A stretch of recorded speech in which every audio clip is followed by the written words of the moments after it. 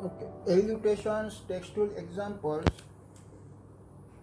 हम आज textual example देखने वाले हैं।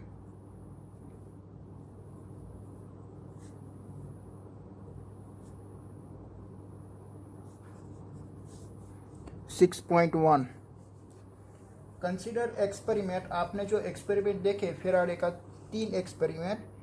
What will you do to obtain the large diffraction of the galvanometer? And B, how will you demonstrate the presence of the induced current in the absence of galvanometer? Okay, तो कैसे हम galvanometer का diffraction हम increase कर सकते हैं कि हमारा फिनोमिना कौन सा था कि भाई हमारे पास एक ऐसी कोई कोयल अवेलेबल है, एक सोलेनॉइड कि उसके साथ एक के साथ हमने बैटरी कनेक्टेड की हुई है और दूसरे के साथ हमने गैल्वेनोमीटर लगाया हुआ है। ऐसा हमने देखा था। दो हमारे पास कोयल होती थी। This is a galvanometer G and this is in UCMF E. Okay, जब मैं यहाँ से मैं इसके की को इंसर्ट करूँगा तो यहाँ से करंट का फ्लो होगा और करंट का फ्लो होके वो क्या करेगा, मैग्नेटिक फील्ड बनाएगा। वो मैग्नेटिक फील्ड यहाँ पे लिंक होती है और गैल्वेनोमीटर डिफ्लेक्शन बताती है जब आप करंट की वैल्यू चेंज करते हैं तब। ओके, मुझे और ज़्यादा गैल्वेनोमीटर को डिफ्लेक्शन बनाना है तो मुझे क्या करना पड़ेगा, और मैग्नेटिक फील्ड यहाँ पे प्रोड्यूस करनी पड़ेगी। तो मैंने क्या किया, एक सॉफ्ट आयरन रोड लिया। एक सॉफ्ट आयरन का एक मैंने रोड लिया। क्यों सॉफ्ट आयरन का रोड लिया अभी आपको मालूम होना चाहिए, क्योंकि 5 चैप्टर में हम देख चुके हैं कि भाई सॉफ्ट आयरन रोड है ना, वो एक फेरोमैग्नेटिक मटेरियल है। तो वो मटेरियल क्या करेगा, वो मैग्नेटिक फील्ड की इंटेंसिटी को और ज़्यादा बनाएगा। ठीक है, ओके। तो मैग्नेटिक फील्ड की इंटेंसिटी की ज़्यादा बनी तो फ्लक्स भी मैक्सिमम बनेगा। Flux is maximum. अगर flux is maximum so that flux is directly proportional to I, तो करंट भी क्या बनाएगा, वो मैक्सिमम बनाएगा और गैल्वेनोमीटर आपका मैक्सिमम डिफ्लेक्शन बना सकता है। देन अपने दूसरा क्या कि भाई ये मैं बैटरी है ना, तो बैटरी मैंने पहले यूज़ की थी 100 वोल्ट की। देन अपने मैं यूज़ करता हूँ 500 वोल्ट की। तो बैटरी का पावर चेंज करने होने से भी क्या हो सकती है, मैग्नेटिक फील्ड बी की वैल्यू चेंज हो सकती है। मैग्नेटिक फील्ड बी की वैल्यू ज़्यादा हो सकती है। अगर मैग्नेटिक फील्ड बी की वैल्यू ज़्यादा हो सकती है तो फ्लक्स की वैल्यू भी ज़्यादा हो सकती है और आपको करंट भी मैक्सिमम मिल सकती है। देन आफ्टर मैं जो आपको मैं कोयल को मैं नाम दे देता हूँ, this is the C1 coil, this is the C2 coil. Then आपने तीसरी एक्सपेरिमेंट में आप क्या कर सकते हो कि भाई ये C2 कोयल को वेरी हाई स्पीड से उसकी टूवर्ड्स आप लेके जाते हो, उसकी मैक्सिमम स्पीड से उसकी टूवर्ड्स लेके जाते हो। तो मैक्सिमम स्पीड से ले जाने से क्या होगा, जो फ्लक्स का जो चेंजेस होगा वो हाई होगा। तो फ्लक्स का चेंजेस हाई होगा तो हमको करंट की वैल्यू भी क्या मिलेगी, मैक्सिमम मिलेगी और हमारा गैल्वेनोमीटर मैक्सिमम डिफ्लेक्शन बताएगा। ठीक है। देन आपका बी क्या कहती है आपको, how will you demonstrate the presence of the induced current in the absence of the galvanometer? अगर गैल्वेनोमीटर एब्सेंट है तो आपको कैसे पता चलेगा कि भाई इसमें से आपका इलेक्ट्रिक करंट प्रोड्यूस हो रहा है। तो मैंने क्या किया कि भाई गैल्वेनोमीटर का इंटरनल रेजिस्टेंस बहुत कम होता है। ठीक है, ओके। तो वैसे ही मैंने एक दूसरी डिवाइस मैंने सोची, एक स्मॉल लैम्प, एक गैल्वेनोमीटर के बदले मैंने यहाँ पे लगा दिया, एक स्मॉल लैम्प लगा दिया। ठीक है, जैसे ही यहाँ से कोई करंट प्रोड्यूस होगा तो ये लैम्प ग्लो होने लगेगा। तो ऐसे भी आप फाइंड आउट कर सकते हो ना कि भाई लैम्प की ये जो लैम्प है उसकी ग्लो होने की इंटेंसिटी अगर ज़्यादा है तो करंट की वैल्यू क्या होगी, ज़्यादा होगी। ठीक है, आप ऐसे भी एक लैम्प लगा के भी आप एक्सपेरिमेंट कर सकते हो। ठीक है, okay.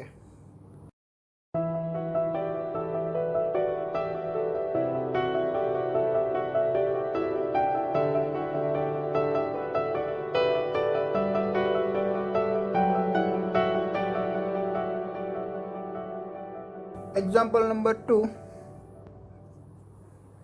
A square loop side is 10 centimetre. एक स्क्वायर लूप दे रखा है, उसकी साइड 10 सेंटीमीटर है और रेजिस्टेंस है 0.5 ओम। तो मैं गिवन डेटा लिख देता हूँ, R is equal to 0.5 ohm. L आपको दे रखा है 10 centimetre is equal to 10 into 10⁻² metre भी हम लिख सकते हैं। अगर उसका स्क्वायर है तो उसका एरिया हम कैसे फाइंड आउट करेंगे, A is equal to L square होगा। ठीक है, तो एल स्क्वायर होगा तो उसका एरिया हमको मिलेगा, ए 10 है वो 10⁻² है तो 10⁻1 होती है और 10⁻1 का स्क्वायर 10⁻² मीटर स्क्वायर। एरिया आपको मिल गया। Is place is vertically in the east west plane. Okay, east west plane में आपने रखा है। Uniform magnetic field of 0.10 tesla is set up across the plane is a north east direction. अगर north east direction में हम रखेंगे तो magnetic field की डायरेक्शन कैसे होगी, परपेंडिकुलर होगी। ओके, तो वो आपको मैग्नेटिक फील्ड आपको रखी B1 is equal to B1 is equals to 0.1 Tesla.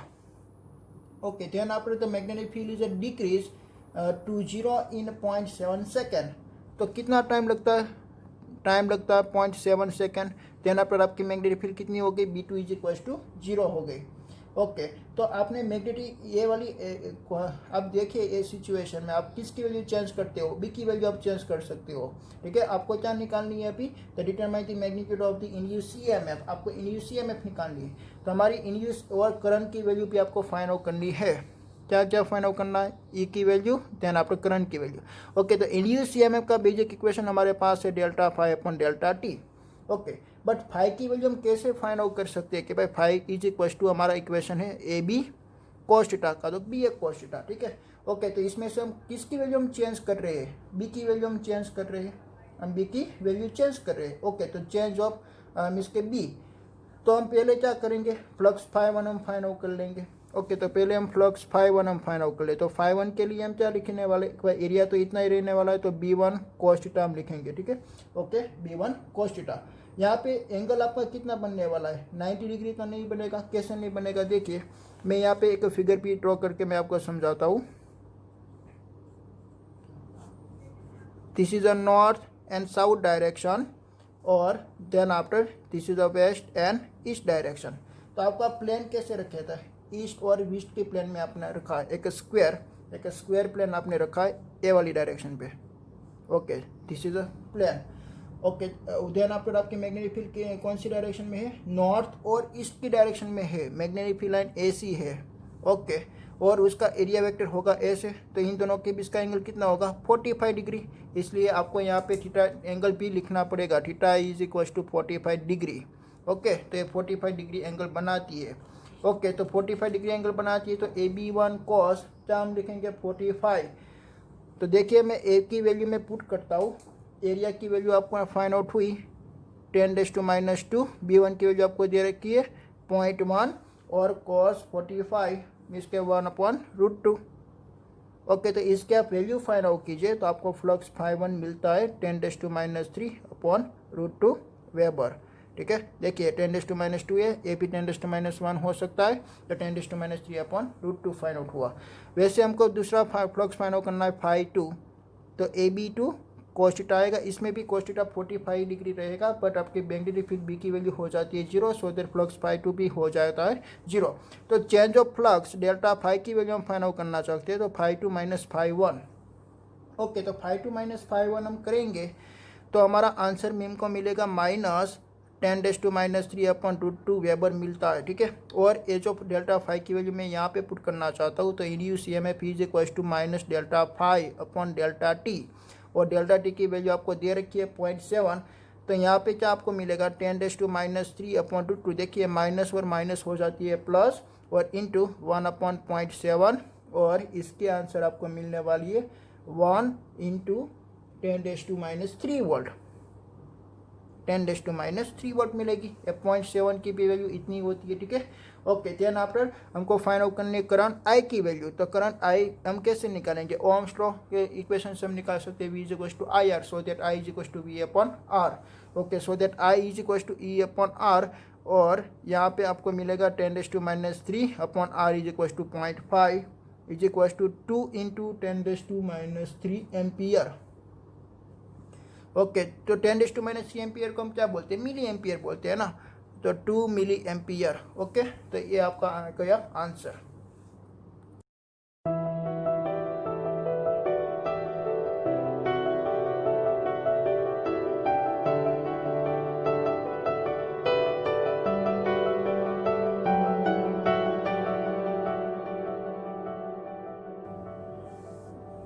Textual example number 6.3. A circular coil of radius is a 10 centimeter and 500 turns, and the resistance is a 2 ohm, is placed with the plane perpendicular to horizontal component of the Earth's magnetic fields. It is rotated about in a vertical diameter 180 degree in a 0.25 second estimate the magnitude of the EMF and current induced the coil horizontal component of the earth's magnetic field is a 3 into 10 to minus 5 Tesla. Okay, तो पहले मैं सभी given data में लिख देता हूँ।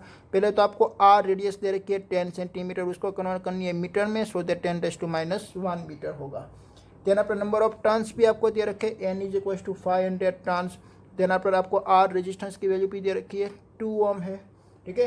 Then after आपको दूसरा क्या दे रखा है कि भाई पहले आपने परपेंडिकुलर डायरेक्शन में रखा हुआ था। ओके, तो परपेंडिकुलर डायरेक्शन में रखा हुआ था तो उसकी भी इसका जो एंगल हमको मिलेगा वो हमको कैसे मिलेगा, 9 इसके ऐसे देखिए, यहाँ पे आपकी मैग्नेटिक फील्ड की डायरेक्शन है नॉर्थ की डायरेक्शन में और एरिया वेक्टर भी यही डायरेक्शन में है, तो ये ऐसा परपेंडिकुलर बना। ओके, तो परपेंडिकुलर बना तो उसकी एंगल की वैल्यू पहले आपको मिलेगी theta is equal to 0 degree. किसकी भी इसका एंगल, एरिया वेक्टर और मैग्नेटिक फील्ड बी का एंगल, ठीक है। देखिए मैं यहाँ पे आपको रिप्रेजेंट ही करके मैं आपको बताता हूँ कि आपकी कॉइल आपने ऐसी रखी हुई है, उसका एरिया वेक्टर होता है ऐसे, और मैग्नेटिक फील्ड लाइन एक कॉइल की परपेंडिकुलर डायरेक्शन में है ऐसी, this is a magnetic field line. Okay, और ए आपने परपेंडिकुलर डायरेक्शन में रखा, this is the area vector, तो दोनों की डायरेक्शन कैसी आई, 0 डिग्री आई। देन पर आपने क्या किया कि भाई 0.25 सेकेंड में टाइम आपको दिए रखा है 0.25 सेकेंड में, यानी कॉइल को आपने रोटेट करवा दिया और 180 डिग्री आपने रोटेट किया, यहाँ से इतना तक आपने रोटेट करके ऐसा आपने घुमा दिया, तो ऐसा आपका घुमा दिया तो उसका इसका एरिया वेक्टर ऐसे हो जाएगा, तो ऐसे हो जाएगा, तो उसकी भी इसका एंगल कितना बनेगा 180 डिग्री।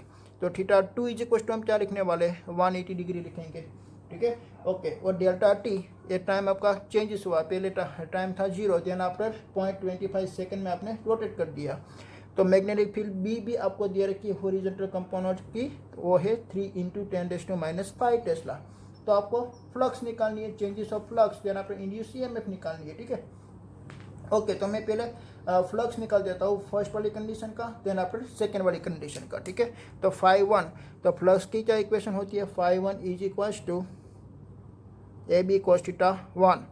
ओके, तो एरिया क्या होती है भाई, यहाँ पे आपको रेडियस दे रखी है, तो सर्कुलर कॉइल का एरिया क्या आएगा, पाई आर स्क्वायर आएगा ना। ओके, तो पाई आर स्क्वायर, तो मैं पहले यहाँ पे एरिया का इक्वेशन लिख देता हूँ, A is equal to pi r square, so that pi into 10 to minus 1 का square, so that pi into 10 to minus 2। तो ये आपका मिल गया area, pi into 10 to minus 2, and magnetic field B is 3 into 10 to minus 5। Okay, then after यहाँ पे theta 1 angle है cos 0, तो cos 0 की वैल्यू कितनी होती है 1, तो यहाँ पे आपको फ्लक्स 5-1 मिलने वाला है 3 pi into 10 to minus 7 weber. Okay, तो ऐसे ही आपको एक फ्लक्स 5-2 निकालनी है, तो 5-2 is equal to A B cos theta 2 हम निकालेंगे, तो यहाँ पे एरिया कितना मिलेगा, पाई इंटू 10 to minus 2, और magnetic field B 3 into 10 to minus 5 और cos 180 डिग्री। तो cos 180 की वैल्यू कितनी होती है, माइनस होती है, ठीक है, -1, तो माइनस यहाँ पे आएगा -3 pi into 10 to minus 7 weber. Okay, then आपको हमको निकालनी है change of flux, change of flux होती है 5-2 minus 5-1। ओके, तो 5-2 की वैल्यू कितनी है दे रखी है 3 pi into 10 to minus 7 but minus, और 5-1 की value 3 pi into 10 to minus 7, तो 3 पाई होती है 6 पाई, तो यहाँ पे डेल्टा फाई की वैल्यू आपको मिलेगी -6 pi into 10 to minus 7 weber. Okay, then after आपको निकालनी है इंड्यूस ईएमएफ, तो मैं यहाँ पे ही निकाल देता हूँ induce EMF is equal to, आपका इक्वेशन क्या है पर यहाँ पे नंबर ऑफ टर्न्स भी दे रखा है, so that -n d∅ upon dt। Okay, तो -n की वैल्यू हम पुट करेंगे, तो 500 ये है माइनस, और d∅ की value -6 pi into 10 to minus 7, और डिवाइड में delta t is equal to 0.25, तो 0.25 हम लिख देते हैं, ठीक है। ओके, तो इससे आपको इंड्यूस ईएमएफ मिलती है 3.8 into 10 to minus 3 volt. Okay, then after आपको करंट भी निकालनी है, आपको रेजिस्टेंस R दे रखा है 2 ohm, so that I is equal to V upon R, but induce EMF E upon R, so that 3.8 into 10 to minus 3 upon 2। Okay, तो 3.8 divide by 2 कीजिए तो आपका आंसर आएगा 1.9। तो I is equal to 1.9 into 10 to minus 3 ampere, so that 10 to minus 3 को हम बोलेंगे milli ampere. तो यहाँ पे आपका करंट मिल रहा है I is equal to 1.9 milliampere, ठीक है। Okay.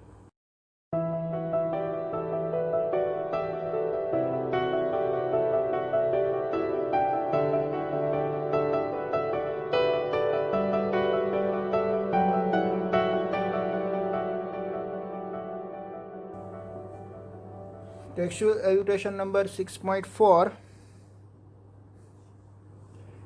has shown figure planar loop of a different shape is moving out of or into a regions of a magnetic field which is a direct normal to the plane of the loop away from the readers that determines the direction of induced current in its loop using the Lenz law. Okay तो Lenz law का use करके हमको क्या बतानी है कि भाई इसमें से करंट की डायरेक्शन कैसे फ्लो होगी, क्लॉकवाइज में होगी या एंटी क्लॉकवाइज डायरेक्शन में होगी. ठीक है, ए वाली केसिस है, ए वाली केसिस वो है, ए वाली केसिस है. ठीक है, ओके आपको 3 केसिस आपको दे रखी है. ओके ए वाली केसिस आपकी थर्ड केसिस है. ओके तो मैं आपको फर्स्ट केसिस को मैं पहले आप इसके हम देखते हैं. देखिए कि भाई उसको वी वेलोसिटी आपको ए वाली डायरेक्शन में आपको दे जानी है. तो आप ए वाली डायरेक्शन में लेके आए तो यहाँ पे देखिए, यहाँ पे मैग्नेटिक फील्ड स्टार्ट हो रही है. तो आपका मैग्नेटिक फील्ड में एरिया क्या होगा, इंक्रीज होगा. अगर एरिया इंक्रीज हो रहा है तो मैं यहाँ पे फ्लक्स का मैं इक्वेशन लिख देता हूँ तो आपको पता चले. Flux phi is equal to B A cos theta. ठीक है, यहाँ पे थीटा एंगल तो निकल जाएगा जो कि सभी प्लेन आपको परपेंडिकुलरली रखा हुआ है. सो दैट उसका एरिया वेक्टर और मैग्नेटिक फील्ड लाइन की डायरेक्शन दोनों की बहुत सारी सेम होगी. सो दैट हमको ओनली फॉर इंडिकेट करना बी और ए को. ठीक है, ओके और ओनली पर इंडिकेट करना एरिया कोई मैग्नेटिक फील्ड बी आपकी कांस्टेंट ही दे रखी है. देखिए जैसे मैं फर्स्ट वाली लुक को मैं ऐसे में लेके आया तो ऐसे में लेके आता हूँ तो उसका एरिया क्या होता है भाई, उसका जो मैग्नेटिक फील्ड लाइन का जो कवरिंग किया हुआ जो एरिया है वो एरिया इंक्रीज होने लगेगा. अगर एरिया इंक्रीज होने लगेगा तो फ्लक्स क्या होने लगेगा, इंक्रीज होने लगेगा. अगर फ्लक्स इंक्रीज होने लगेगा तो ये मैग्नेटिक फील्ड लाइन की डायरेक्शन कैसी है, डाउनवर्ड डायरेक्शन में. देखिए मैग्नेटिक फील्ड लाइन की डायरेक्शन डाउनवर्ड डायरेक्शन में. तो वो क्या करेगी, उसका अपोज करने के लिए अपर डायरेक्शन में बनाएगी. तो अपर डायरेक्शन में बनाने के लिए वो कैसा बिहेव करेगा, एक नॉर्थ पोल जैसा बिहेव करेगा. अगर वो नॉर्थ पोल जैसा बिहेव करती है तो उसकी करंट की डायरेक्शन कैसी आएगी, एंटी क्लॉकवाइज डायरेक्शन. चलाया तो फर्स्ट केस की आपको रिजल्टिंग मिली कि भाई direction is anti clockwise direction.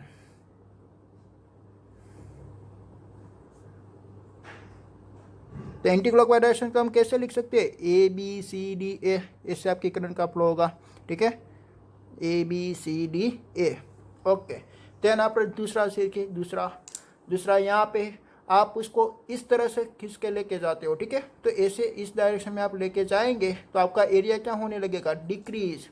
अगर area decrease so that flux is also decrease, but उसको डिक्रीज होना पसंद नहीं है तो वो क्या करेगा, अपनी ही डायरेक्शन में मैग्नेटिक फील्ड लाइन बनाना चाहता है, अपनी ही डायरेक्शन में. तो देखिए ये आपका इसका थंब डाउनवर्ड डायरेक्शन में गया और ऐसे आपकी उंगली ऐसे चल रही है. तो एक कैसी डायरेक्शन बना रही है, एक कैसी डायरेक्शन है भाई, this is the clockwise direction. तो यहाँ पे कौन सी डायरेक्शन आएगी, सेकेंड में क्लॉकवाइज डायरेक्शन. तो क्लॉकवाइज डायरेक्शन में इसका कैसा आप लिखेंगे, ए सी बी ए. ओके ऐसे आप लिख सकते हो. ठीक है, okay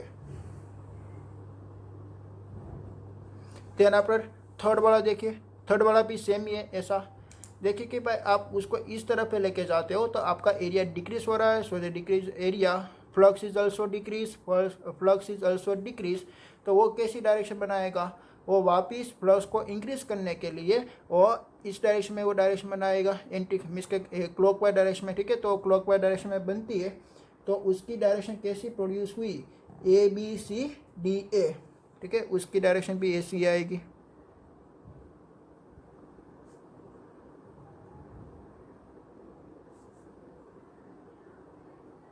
A B C D A. ठीक है, ओके तो तीनों की आपको डायरेक्शन फाइंड आउट हो गई. उसकी डायरेक्शन, इसका एरिया इंक्रीज हो रही है सो दैट उसकी डायरेक्शन मिल रही है हमको एंटी क्लॉकवाइज डायरेक्शन, और इसका एरिया डिक्रीज हो रही है तो वो उसका सपोर्ट करना चाहती है. तो सपोर्ट करना चाहती है उसकी डायरेक्शन आएगी क्लॉकवाइज डायरेक्शन. ए भी उसका सपोर्ट करना चाहती है तो उसकी भी डायरेक्शन आएगी क्लॉकवाइज डायरेक्शन में. ठीक है, ओके.